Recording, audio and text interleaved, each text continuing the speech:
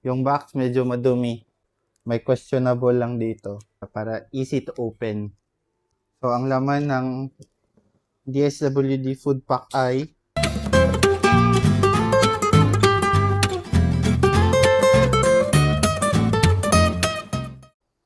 Hi, nakatanggap na ba ng ayuda ang lahat? Kasi kami, parang since COVID, second time pa lang namin makatanggap ng ayuda.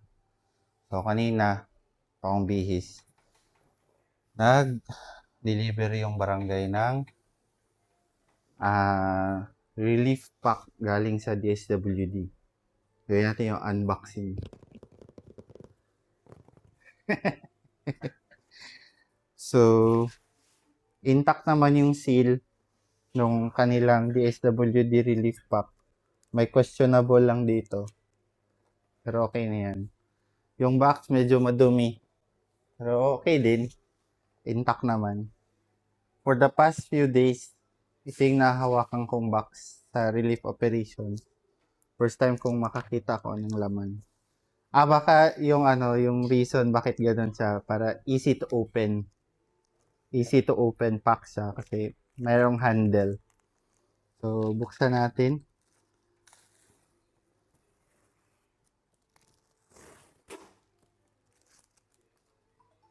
So, ang laman ng DSWD food pack ay meron tayong 1, 2, 3, 4, 5 pieces ng Choco Hero na mag-expire sa April 30, 2027. So, itong Choco Hero ay parang Milo. Meron din tayong kape, 5 piraso. Yun. So, parang counterpart ng Kopiko Brown. Pero ito ay mas kape. Meron din tayong bigas. May bigas. Pero, dalawang bigas to Yung isa, vacuum sealed. Vacuum sealed na bigas. Yung isa naman ay loosely sealed. Hindi ko alam kung on purpose or nagkaroon na to ng break or leak. So, tingnan natin or tikman natin eventually kung okay naman siya.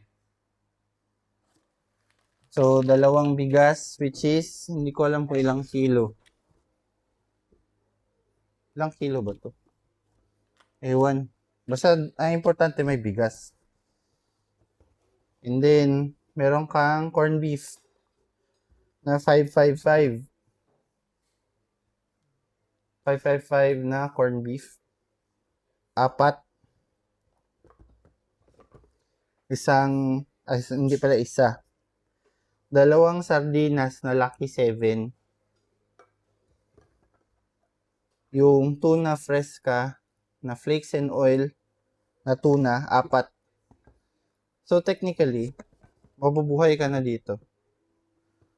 Siguro, ang comment ko lang, sana, yung mga delata, naka-easy open. Kasi, kung mapapansin nyo, yun lang yung laman ng box. Walang pang open ng delata. Kung nasa speaking with experience sa relief operations, kapag yung mga nasa areas ng tent city or mga ganon, usually walang mga utensils pang open yan. So, how I wish na sana easy open siya. For us na may access sa kutsilyo, may access sa can opener, okay yun. Pero dun sa mga nasa lanta, may hirapan silang magbukas. Diba? So, yun lang. At salamat at naabutan din kami. Nakatikim kami ng kakarampot naming tax. Thank you. Thank you sa Barangay City Heights.